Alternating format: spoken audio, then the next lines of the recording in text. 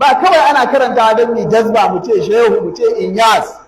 Na'am shehu, na'am inyas, na'am duk gaskiya ne, amma dai ya faɗa don aikoyi ne, bal ma umarni ne da tsoratarwa. Ya ku jama'a ku yi watsi da wasa, ku bi annabi.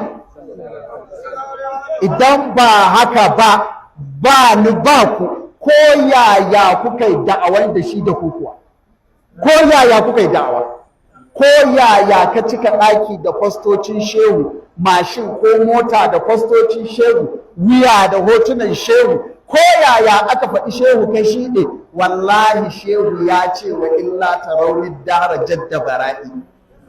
Ko yaya kai dangane da shehu, komin alaƙar ka da shi kowace iri, abin da ya faɗi da kansa a sabiti mutawatiri da gare shi shine khallul hazla waqfu muhammadan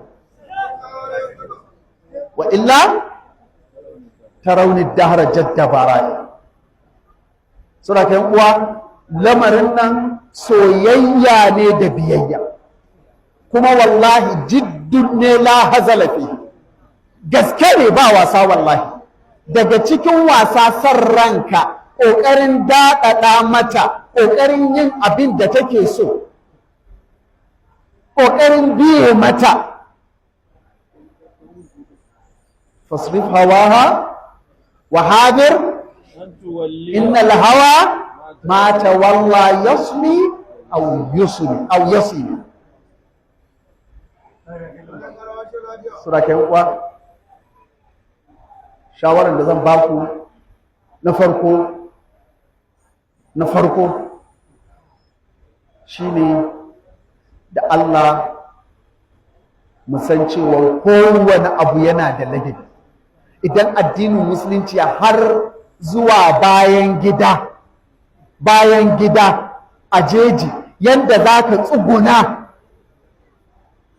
a bayan gida kai qaba'ul haja, sai addini ya koya maka la tastaqbilul qiblata wa la tastadbiruha bi bawlin wala gha'itin walakin sharriqu aw gharribu, da sauran irin waɗannan hadisan wanda Hatib ibn Abi Balta'ata yace manzon Allah Hatib ko ɗaya daga cikin sahabbai